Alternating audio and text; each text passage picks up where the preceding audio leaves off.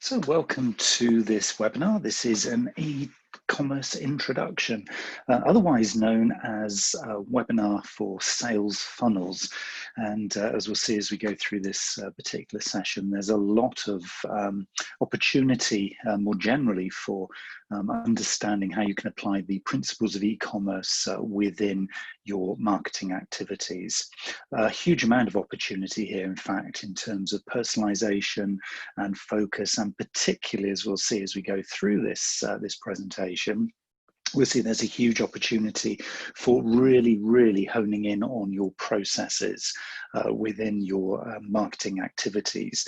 E-commerce itself, obviously, the name implies electronic commerce. So this is very much a part of marketing that is very much driven towards increasing sales. So this is really one of those sort of digital touch points, if you like, where sales and marketing meet. And so there's potentially a huge value that marketing can bring in this particular area to the sales and revenue and growth of an organization. Having said that, if you are in a non-profit or maybe government organization, understanding some of the principles behind good e-commerce and good creation of sales funnels, in other words, the process beyond just purely the customer journey, but very kind of action and outcome orientated, is a really good principle to be following. And that's really what I'm going to be focusing on in this session. What this session won't be is a process of helping you to see some of the better examples of sales funnels and e-commerce. There are many opportunities to watch introductory videos and great examples online. You only have to Google e-commerce videos on YouTube, and you'll find a whole host of different really exciting ways of looking and creating your own sales funnels and e-commerce situations. So we're not going to be focusing on that in this session. What I want to focus on in this session is much more the nuts and bolts, much more the kind of behind the scenes value, and some of the areas and things that we can look at in terms of this being a very data-driven activity. Data within marketing, and particularly when it comes to e-commerce and creating sales funnels, is really key. This is not really anything to do with the front end in terms of how attractive your customer journey looks. This is very much the back end, the process that goes on behind the scenes that makes or breaks the success of this kind of journey for your customer. So where do we begin? Well, one of the starting points, and for those of you who have watched my sessions in the past, and those of you who know me, you'll know that I always begin with the persona and the customer journey first. And this is very true when it comes to creating a sales funnel, and particularly when it comes to driving e-commerce sales and revenue growth within your marketing. So by beginning with prioritizing the most relevant customer personas, and obviously that is a whole activity that we know and love as marketers very well. That is your starting point, really deciding which customer personas are going to be most receptive to be attracted by an e-commerce offering, or by a flow of a sales funnel through to a defined endpoint where they commit to something, where they convert from being a prospect into being a fully fledged customer. And it's about creating the process and the back end, if you like, through the three stages of their journeys. And as we know, customer journey is all about creating awareness, so acquiring the customer. It's all about converting that awareness into some kind of commitment, so actually turning them from the prospect into a customer, and then taking them through what I'm now terming the loyalty loop, where they are an existing customer, and we use a process of keeping them engaged through a variety of different tools so that we start to build their loyalty, so that they come back, not just to advocate, which is the whole customer journey process, but actually from a sales funnel process and an e-commerce process, they come back because of their loyalty to purchase again.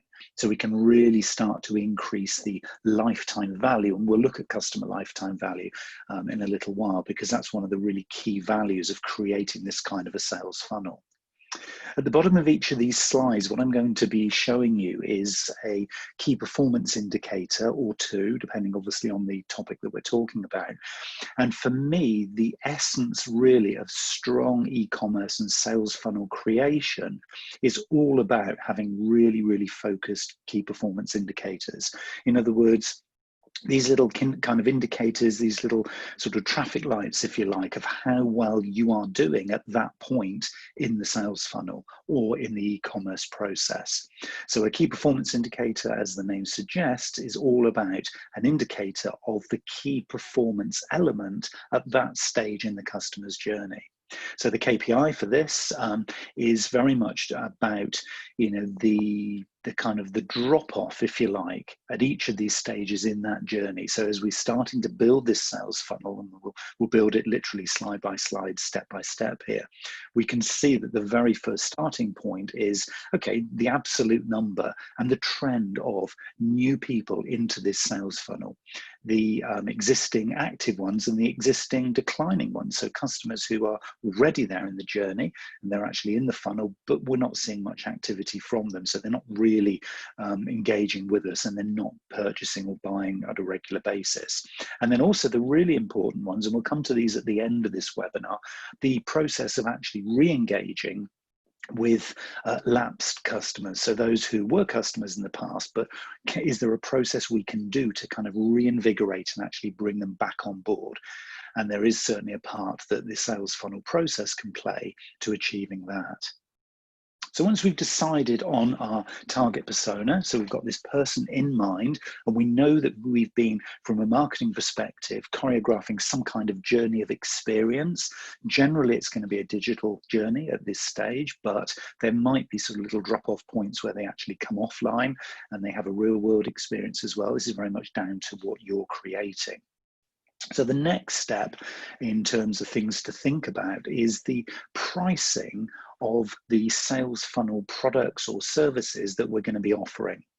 Now, one of the things that happens here is that if you're going to be doing this as a sort of a test campaign, if you like, so you're going to be creating a sales funnel, you're going to be taking somebody through a journey of clicks, and we'll talk about, what makes up the sales funnel in a minute.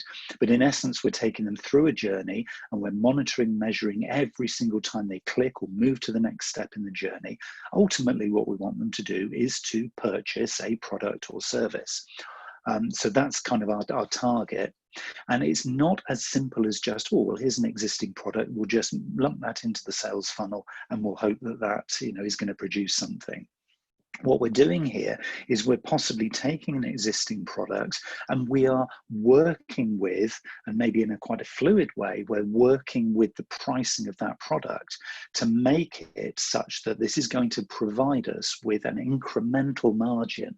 In other words, we need to probably be marking up, and generally e-commerce products are marked up in this way, a 3 times markup on the cost of the product so that we can accommodate any kind of advertising costs that we're needing to put into here, as well as operational costs for actually driving that product out into the marketplace. So the KPI here is looking at a profitable activity. So this moves us beyond just taking a customer through their customer journey into being actually they're there for a reason, and that is to engage with and purchase a product or service. And so we've got to make sure that the pricing is such that we can then accommodate the incremental margin that we're going to create from this sale within the whole mix of things that we do. Now, some of the things you might say, well, actually, I haven't got any kind of obvious products that I want to put in and test whether or not e-commerce is a way of actually taking these things to market.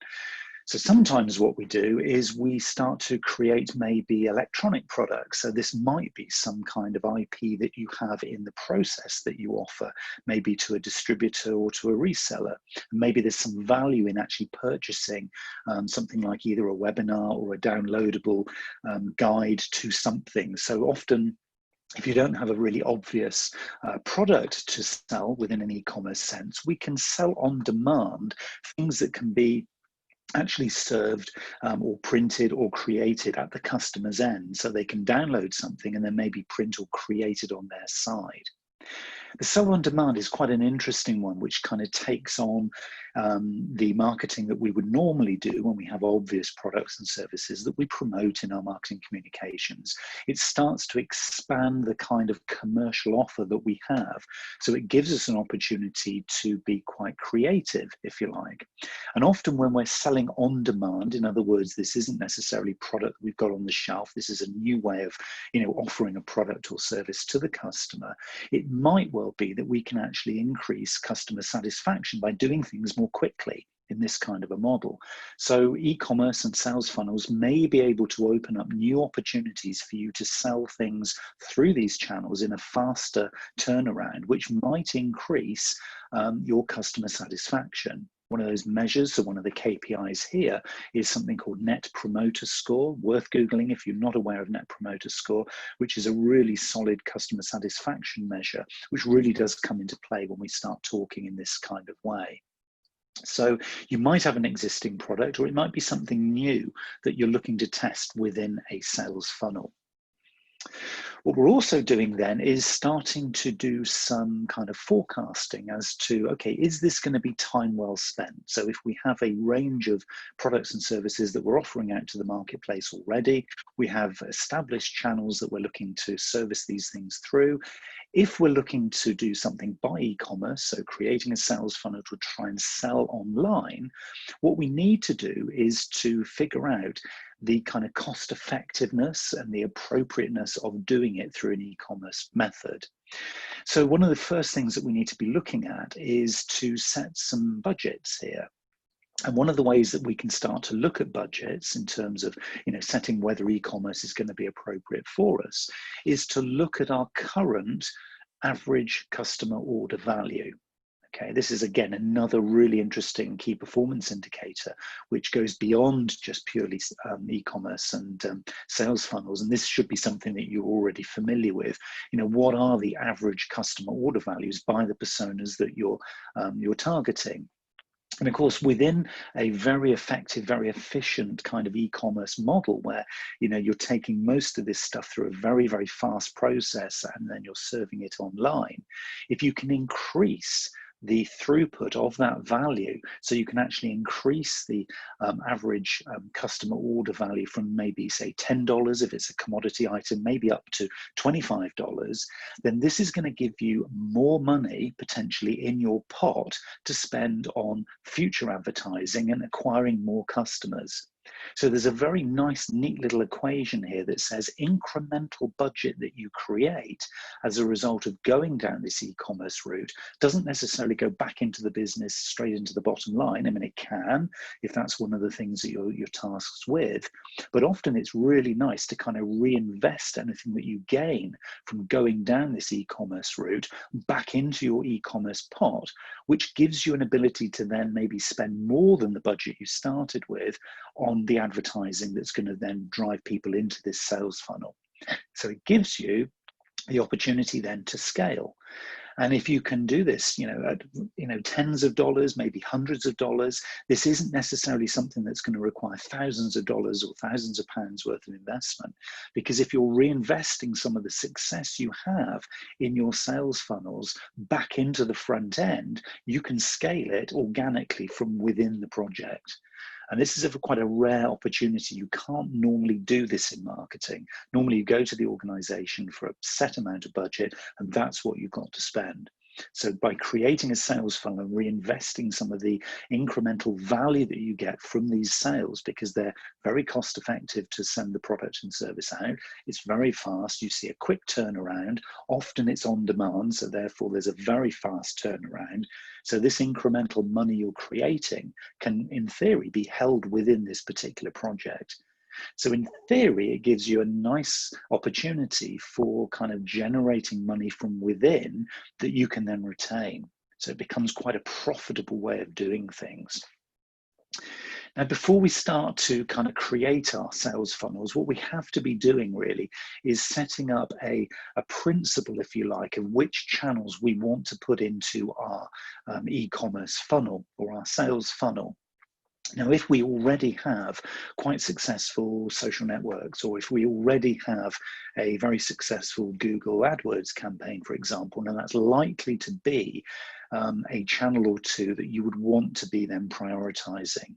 If this is the very, very first time that you've ever done this, my recommendation would be to spread the load, spread the risk, and spread the coverage across a number of different channels. So you might be looking to begin selling into a variety of channels, maybe choosing 2 or 3 social networks that you're going to be advertising in to increase the awareness and start people their process within to sort of moving into the funnel. I would also strongly recommend that you use the likes of Google AdWords. That's a very cost-effective, very manageable, very reportable channel to be using. And things like if you've got any kind of video content, or you feel you could create some video content, things like YouTube advertising, pre-roll within YouTube is now a very, very cost-effective, very targeted, very focused, very engaging way of driving people into your sales funnel. The key, as fast as you can, is to get to the 80-20 balance of the channels you're using. So maybe even just by investing, say, 20 or 30 pounds, 20 or 30 dollars into each of these channels, just to see what happens. If nothing happens, you park that channel. If something happens, it's something then you can delve more deeply into. So very quickly what you're doing is you're figuring out who are my most, or what are my most successful channels, and they will then get 80% of your focus and your budget. Now, some people say, oh, you should put all of your eggs into that basket because you know it works. I would always caveat that with, yes, but what happens if a new potential channel, could be a new social network, it could be that your persona starts to trend or migrate to somewhere different digitally. So maybe they used to be on Facebook, but now they're in LinkedIn, for example. You need to be able to continually test with a little bit of your budget some of the other options that are available to you. Some of the new kids on the block right now are TikTok and Snapchat. Do you want to be investing some focus in there to see when the time is likely to be right for bringing those into the mix? The answer might be no right now, but if you take your eye off this opportunity, take your eye off the ball, you're going to miss those new opportunities. And obviously what you don't want to do is for your competitors to jump in and then steal a lead. So the trick here is to be devoting the vast majority into your most successful tested channels. And I would suggest probably Google AdWords is going to be right up there in the mix, but others are available. So figure out which of those starting points for your sales funnel are going to be driving for this particular persona the most revenue. And it is based around revenue. This is all about conversions. It's not how many engagements did I get. This is beyond the customer journey. This is very much a sales focus. So the KPI here then will be revenue by channel. So we're not looking at vanity metrics here. We're looking at hard objective measures of the success of each individual channel. So keep testing and keep listening. What we're also looking to do here is to figure out if you're targeting existing customers, so your advertising is directed maybe towards a Facebook group that you already have, where you have existing customers in that group, and so the targeted messages that are going out here, the landing pages are driving towards those individuals. Then what you're looking to do is grow by retention. And this lovely phrase that sort of comes into the mix at this point is something called customer lifetime value. Now, if you've watched any of my previous videos, you will know in other webinars, I've talked about this concept of customer lifetime value. It's absolutely vital that you know for your key target personas, irrespective of whether you're going down this e-commerce sales funnel route or whether you're doing more kind of traditional offline or digital marketing, that you know your customer's lifetime value. And that is for each individual persona that you target. If you know the financial value, the objective value for each of your particular customer personas, then you can start again to play with the prioritization of them. And you can certainly then start to play with incrementally increasing that lifetime value. Maybe if it's only literally by $1 a month, But think about that scaled up, to 1,000, to 10,000, depends on how many customers you have, depends on the style of your business. But thinking about that incremental growth of value of orders and value of order size, and also really interestingly, when it comes to e-commerce and sales funnels, the order frequency. These are things and ways that you can actually grow your revenue, you can grow your organization by focusing on existing customers, increasing their lifetime value. So the KPI here is the lifetime value, and that's the average revenue by customer divided by the churn rate. That's the rate at which customers then you lose. And we all lose customers, it's just the nature of business. But if you can keep that CLV, that customer lifetime value, relatively high and start to increase the flow through in your sales funnel, in your e-commerce project, in your customer journey, if you can increase that through such that the average order size increases by just a few percentage points, the frequency with which customers come back and reorder maybe moves from 30 days to 29 days or 28 days. Even those tiny little differences times the number of customers can make a huge difference to the measurable success that you have as an organization. So growth by retention is also another really important measure here. And I think probably what you can see already is that this is all about the numbers. This is all about the data. We've talked about plotting from an experiential basis, the customer journey. This is all about what's lying underneath it in terms of measurable benchmarks, measurable key performance indicators, measurable analysis of actually what goes on underneath the journey itself. And what it does, it allows us to continuously test. One of the really nice things that if you decide to go down this whole selling online route and you're creating a sales funnel click by click, movement by movement through from email to social media to a landing page through to a transaction page through to conversion, but from a basket through to loyalty program. If you're deciding to go down this route, the ongoing continuous testing, measurement and control over the process is absolutely vital, so you can make those little incremental improvements. This isn't necessarily about a giant revolution of your business. This is about little tiny evolutions. So if you sell product A and you sell it for $1.29, next month, could you sell it for $1.30? Could you get that product into an additional number of personas? Could you actually just increase the frequency with which that product gets ordered? And what we introduce at this point is what we call A/B testing. In other words, testing how you manage to achieve that little 1% incremental growth, testing how you manage to get a certain number of people beyond point X to point Y in the journey that they're clicking through. So by A/B testing, what we mean here is by changing just one individual item. So it could be the image on the page that they land on. By changing that image but leaving all of the words the same, what we're allowing ourselves to do is to make a judgment that, hey, this image was better than that image in terms of click-through. And we actually made this amount of money more because that image was there rather than the previous version. You can do it with titles, you can do it with single sentences, you can do it with the position of a button to purchase on the page. So maybe in version A, it's on the left side, on version B, it's on the right-hand side. Measure the difference, measure the effect. Not every time is it going to be an improvement. Sometimes you'll make mistakes, but by learning from those mistakes in terms of position, color, tone of voice, style, the amount of content, the style of the content, one page has video, one page doesn't, whatever those A/B things are, and you only change one thing at a time so that you can then know that that was the thing that made the difference, you can then continually improve. And one of the things within an e-commerce sales funnel perspective that we always look to do here is to test individual sales pages versus a storefront.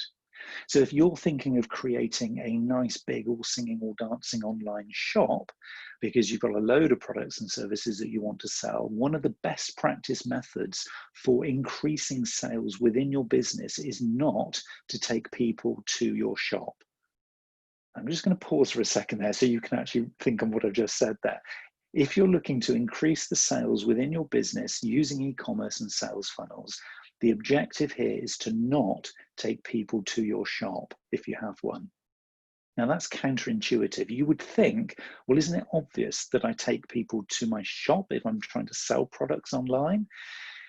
Yes, you would think that would make logical sense, wouldn't you? But there's a lot of research that points to the whole idea that actually individual sales pages where a customer, potential customer, prospect, a lead is served on an individual page without the distraction to get lost in the whole decision-making process in terms of colors and options and variants.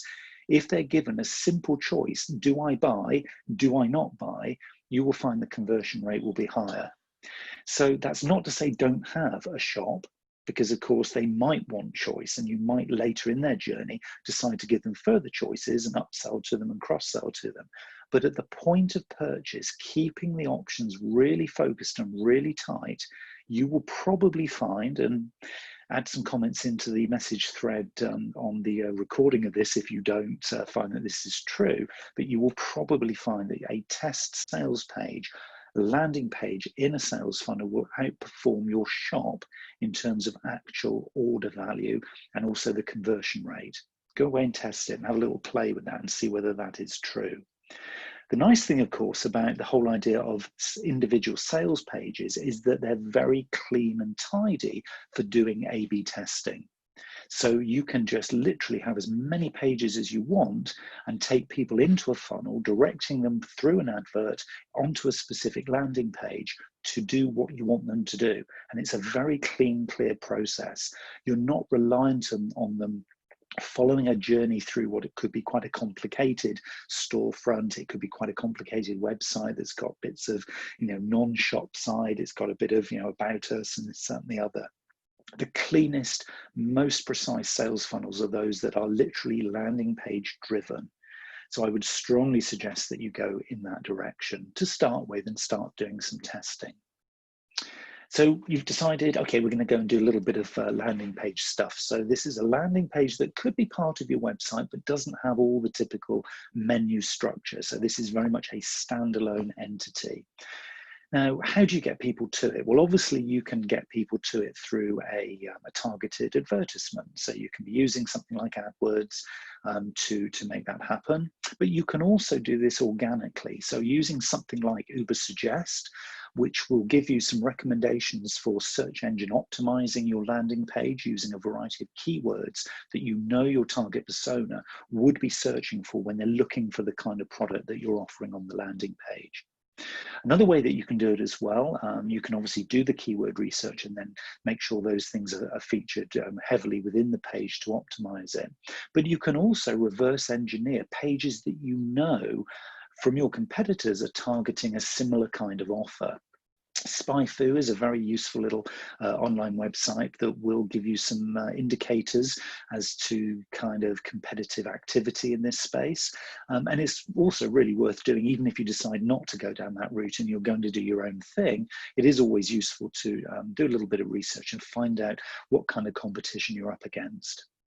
And what you should be doing at this point, the KPI for this particular element of creating your sales funnel, is to look at conversion rates by each individual keyword. So not only does the page convert, but which keywords driving traffic to that page are the best converting words.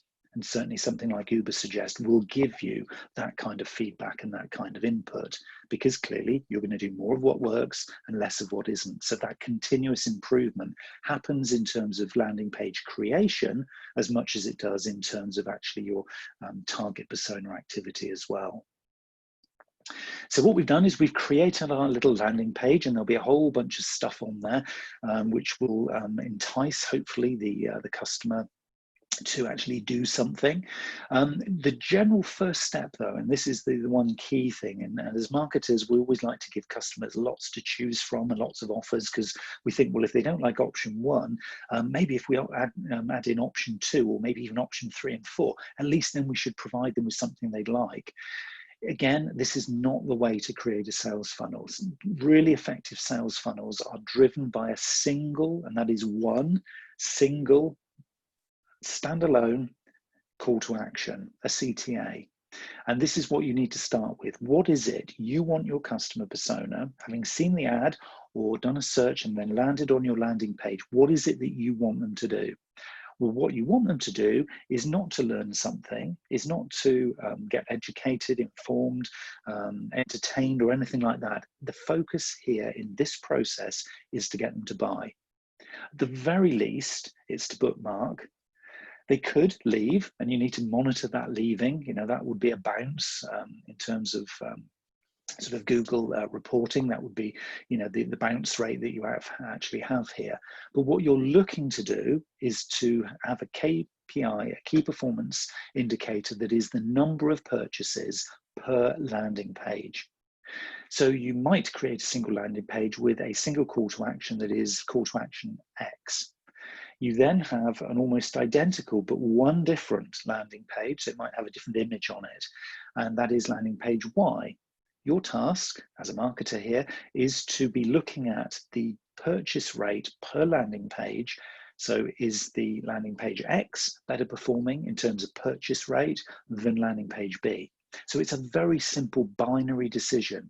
You're going to scale up the one that's working better, and you're going to park or retire the one that isn't. And then you bring another version in, and you continue to do that. Step 2, which again, if we're looking to enhance and increase the customer lifetime value, step 2 is about getting more than just that individual call to action achieved within the page.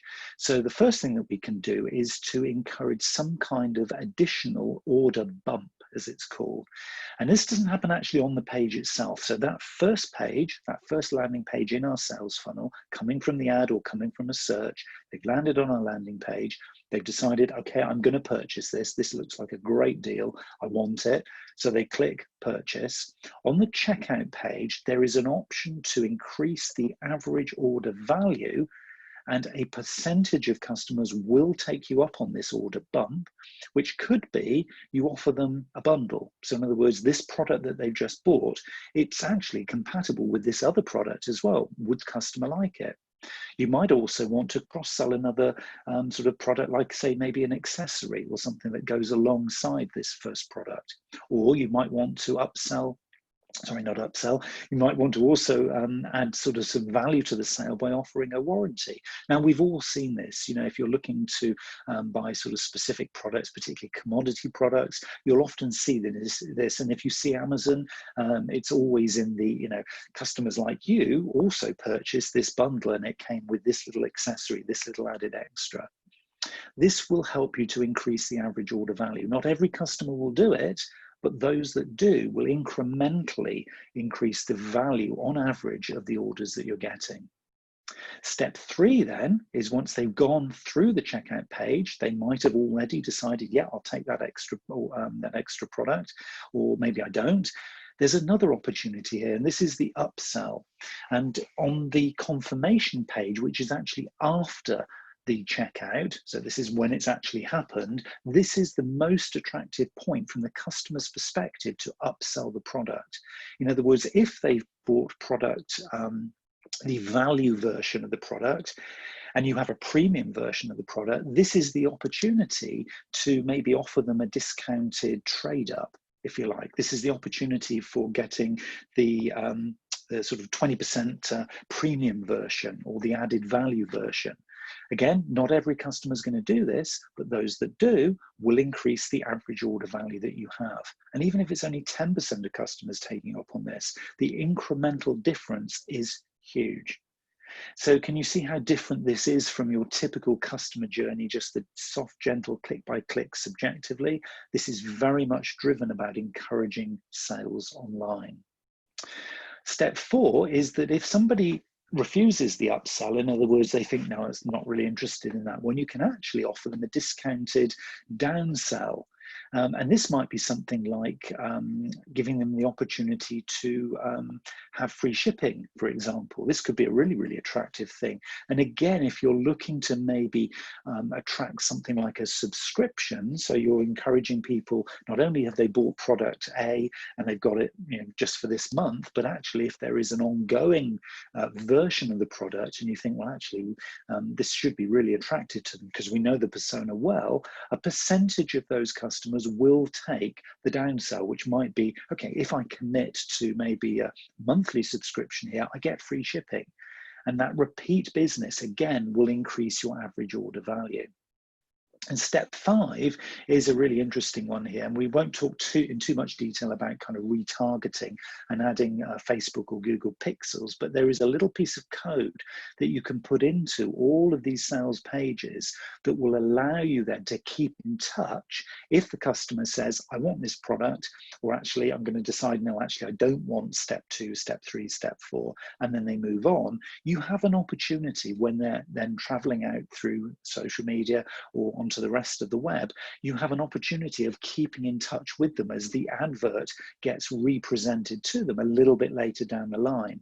And often for some customers, that can be something that maybe is part of a slightly longer decision-making process that could result in an increased conversion rate and increased revenue value by customer. Now, you might think, my goodness, that's so hard to sell, that's so much to offer. And the trick is here, doing it in a stylish, open and authentic way. If you continually add value, then there's nothing to worry about here. There's no harm done. And of course, if your products and services are already adding value, this is only providing an opportunity for the customer to get more of the same. If what you are offering isn't based around a sort of a tangible product, but you're still interested and curious about this kind of detailed deep dive into customer interaction through the clicks and the opportunities of producing a funnel, one of the things that you might like to consider, and this is one that will also increase the engagement levels within your customer journey, is you can often come up with a webinar-driven sales funnel, where it's not actually the end product that is the purchase point, it's actually the webinar, and generally these are free webinars that are as a result of the advertising. So if you have a really interesting story, or if you have a really helpful how-to guide, if you can handhold your customer through a whole series of sort of educational, informative things that provide huge value to them, it may well be that you could create a really effective webinar around that particular message or subject. Again, if thought leadership is part of your strategic approach to marketing, webinar-driven activities can be hugely powerful. And there are 2 values that you get from a webinar-driven sales funnel. So you have an advert at the front end, probably going to a landing page where people can sign up for the webinar.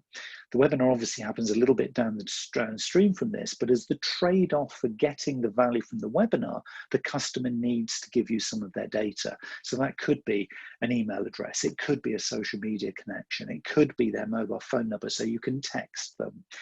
You need to decide what data you need to capture. So as part of the value trade, if you like, for the value that you give out for this free webinar, you're capturing some of their data. And of course, at the end of the webinar, having had a lot of value, you have a captive audience who potentially then could go deeper into the sales funnel with a call to action, which could be a follow-up call, which maybe builds the relationship and engagement with them, much like the image on the screen here, or it could be a sell of a particular product or service that relates to what you covered in the webinar. What's happening here is really what we're trying to do is join up the story, adding value to the customer lifetime value, but also value to us as a business, data capture and repeat and ongoing sales. And this is really the principle behind this whole kind of e-commerce sales funnel approach. And of course, it moves on sometimes beyond just being online, because with customer journey, a lot of the time we see then a crossover into the delivery of the product or service. We can also test conversion rates by varying things like inbox inserts. So if you deliver something physically to a customer, change the insert in there, maybe adding sort of a loyalty thing, maybe some kind of upsell, maybe some kind of engagement or sort of VIP loyalty program. The opportunities for cross-selling, and maybe if your product's seasonal, infilling those quieter times can also be really interesting with this kind of sort of tactical insert promotion, if you like, that you can run as individual little campaigns. Again, A/B testing, maybe half of your customers get it, half of your customers get something different, and test the difference in take up, test the difference in response rates, test the difference in actual conversion rate and future product sales. There's loads of things that we can build into this whole idea of a sales funnel. And it's about plotting these things out literally step by step. So big flip charts and lots of post-its really are the order of the day. And ultimately, what you don't want to be doing as part of this is to think that you have to be bringing a person into the sales funnel. And once you've sold to them, that's it. Then back upstream, get another person into the sales funnel, sell to them, and then leave them go. And then back upstream to the top of the sales funnel. Ideally, what you're looking for here is what we call RPI, recurring predictable income. And this is always based around more of a subscription model rather than this constant sort of acquisition model. A lot of marketers view their role as being at the awareness stage, but actually some of the really key value that we get in the customer journey and in the sales funnel is where we focus actually on turning our existing customers into a revenue generating machine, if you like, based around a subscription model. Because then what we can do is focus on what we call compound growth rather than just purely sales revenue at the front end. Compound growth means that, you know, if we have, say, 10 customers and 5 of those move to a subscription model, well, we know next month we've got 15 customers in effect. And then the following month, we're going to retain probably 4 out of those 5, but we've got another 5 coming into the subscription model. And so it goes on and on and on. And this multiplier increases significantly our overall growth as an organization in terms of revenue. And it's also very forecastable.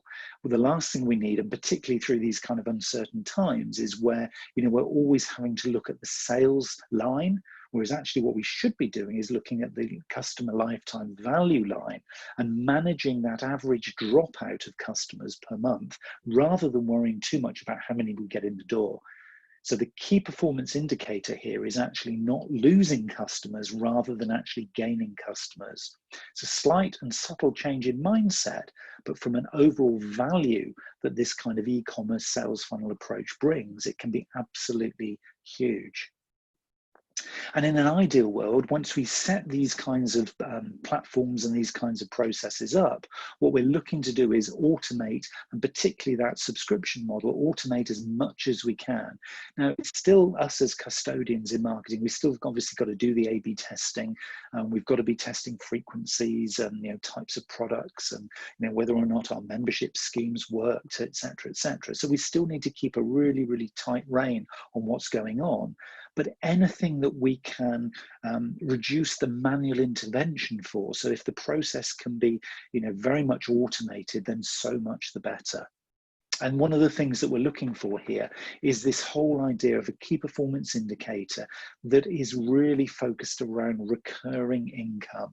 Okay, so automation at the loyalty loop, at that kind of retention phase in the customer's journey, the more we can automate that and just watch those conversion rates, the better. It's very likely that we can increase our conversion rates at this level from probably a minimum target of around about 10% up to what's claimed to be pretty much a maximum of around 30%. It's very unlikely, with the efforts that you have to make to move the conversion rates at this level beyond 30%, you're going to get much of a return on the time that you're going to spend. So somewhere between 10 and 30% feels like a really good target if you're looking to set some forecasts and some budgeting at this kind of level. And once we create that automation, one of the things that naturally springs into mind here is to increase the frequency and the appropriateness of the email campaigns that we do.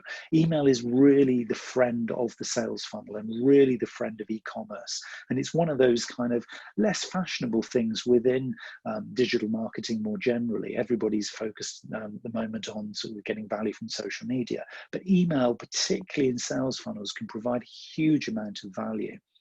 So building email into the post-funnel process at every step of the journey is a really important thing to do. Think about persona-specific automated emails. Check your campaigns for the conversion rate, not just open rate, not just views, not just click-throughs, but actually what happened in terms of outcomes. Did email version A produced better than email version B because you had a different title line, because you had a different subject line, because the lead story was in a different position, or the call to action button was placed differently. Those are the kinds of things that we need to be continuously learning from. And so look at conversion rate, push yourself harder than just open rates. Open rates are vanity metrics. They're just a feel-good factor that means nothing to the business in reality. So really push hard on what you're testing yourself to do. Email really is the friend that will fuel the second half of the sales funnel. First half is fueled by SEO, by a strong landing page. Then there's the bit in the middle, which is the process of serving the customer with or without a webinar, but certainly serving them in terms of a really tight kind of process. And then the final bit, the retention phase, very, very strongly driven by emails, and set up, a series of pre-programmed emails. Make them seasonal if that is appropriate to your business. This is the way, again, of automating. A lot of the email stuff that you can create will be this year as it was last year in terms of appropriateness. So making sure that you make really, really good use of past data, because the more you can do this in a really, really sort of slick and efficient way, the better. And you can accelerate the throughput of all of this by using the power of reviews. So much as you use reviews on your website, you can use those in the e-commerce sales funnel as well. The rich snippets that you can get from Google reviews particularly, others are available, TripAdvisor, Trustpilot, and many more are available. But certainly Google reviews has a huge SEO benefit, and include those reviews on the sales funnel pages, those landing pages we talked about. Also include them within your rich emails as well. These will also encourage sort of engagement as well with existing customers. As they see there are reviews, they are statistically more likely to post their own review as well. And of course, all the time here, your key performance indicator is your net promoter score, customer satisfaction. So not only have you provided great value from your marketing, but you've also driven an incremental sales channel here using e-commerce and sales funnels at the same time as retaining, if not growing, your customer satisfaction. And that's the really important thing that I always evangelize, this idea that, yes, it's subjective, but it's also objective. It's that balance of measures that gives you a really, really great dashboard to work with. And the final piece of the jigsaw really is what we call Tripwire campaigns. And these are campaigns that are to reinvigorate tired or asleep, if you like, or dormant customers. So the customers who are in your database, and they are available for increasing their lifetime values. You need to kind of figure out why they're asleep and why they haven't been purchasing. But again, A/B testing, different combinations, particularly through email, is a really good thing. You could advertise to them, but probably email at this stage is the most appropriate. Again, social media might come into play here. Find out what kinds of products, and I would always suggest here, not offering lost leaders, but just low cost offers to invigorate. Maybe free shipping comes back in again here to just reinvigorate that process of engagement with you. Figure out what works for them versus the products that they purchased before. In other words, if you can find correlations of what works today when you send them a special offer to reinvigorate that relationship, see if that can correlate with a pattern of earlier purchases. And again, your KPI here is incremental sales. If you could reawaken just say 5% of your dormant customers, what would that say for the bottom line? Huge opportunities here to continuously learn, continuously improve, just a few little steps, few little incremental improvements to things that you do. And these can make a huge amount of value to how the organization views marketing, but also to how you're adding real value, tangible value back to the business. And the same can be said for free shipping. This is a really interesting one that can be used very tactically within all of these stages of the process that you've talked about.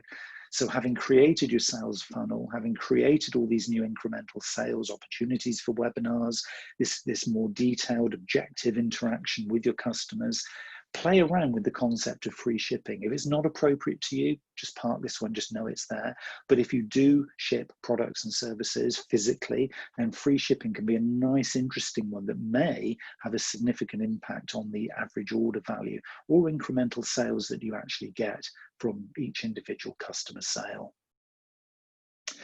And that brings us full circle back to what I would term the ultimate e-commerce dashboard. And the ultimate e-commerce dashboard is this all singing, all dancing list of things that as marketers, we really should be measuring and monitoring. We should know this, really. If we're a strong marketer, this is the kind of thing that really the business needs to hear, or the organization needs to hear from us. If we don't know these things, then we're probably just working with vanity metrics.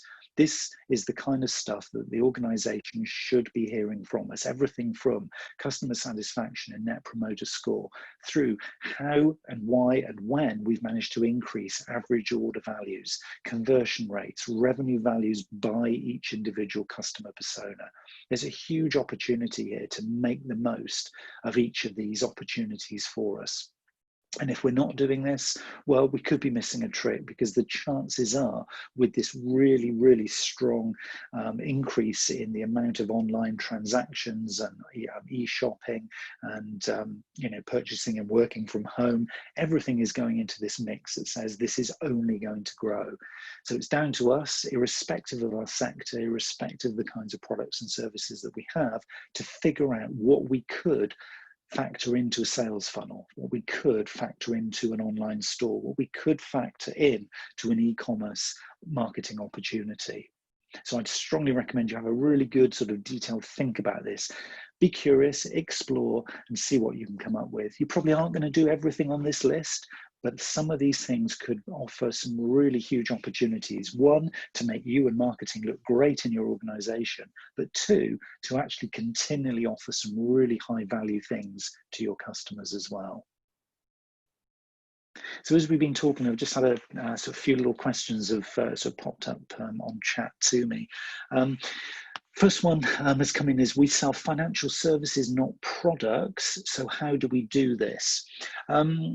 To me, it comes back to the whole thing about the webinars. I think that's the key thing. If you sell a service, you probably sell an opportunity to provide some really good sort of guidance. And if you sell financial services, maybe there's a sort of a lifestyle thing that goes on there. If you're talking to consumers, if you're looking to talk maybe to, I'm just thinking out loud here, independent financial advisors, maybe there's some market guidance, or maybe there's some product training that could be offered up here in return for data capture. So I think, yeah, go down, have a little look at that webinars route, factor webinars into your sales funnels, because I think that could work really well.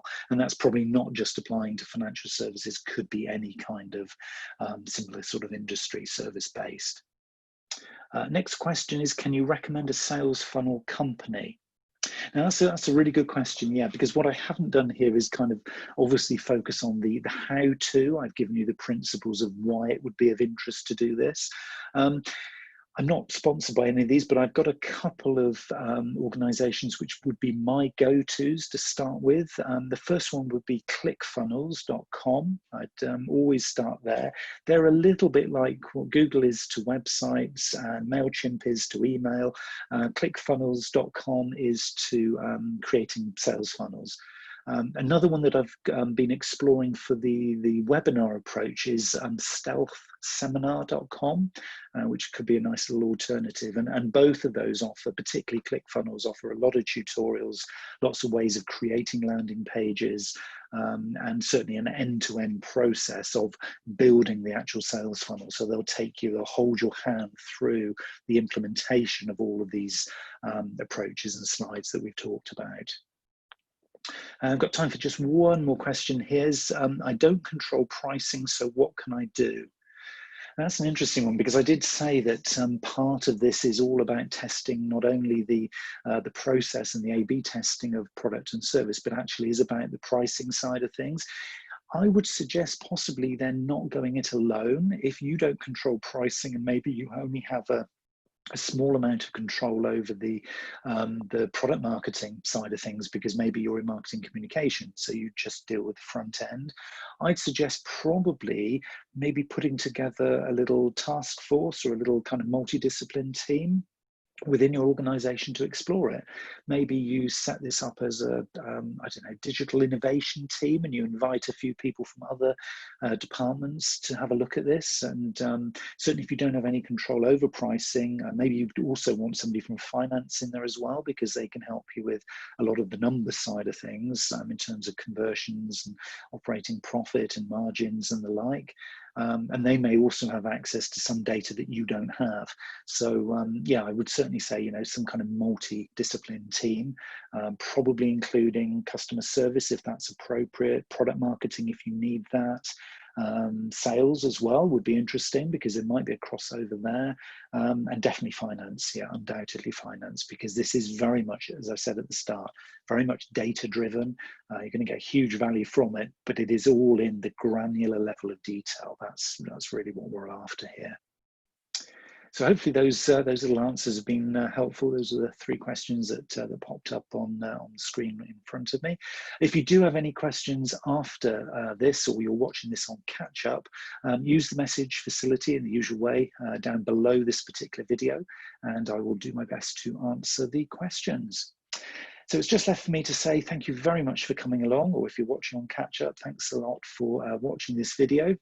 Hopefully you found that interesting, a little bit of a diversion away from traditional kind of marketing and customer journey into getting some real value from that crossover between us and the sales team.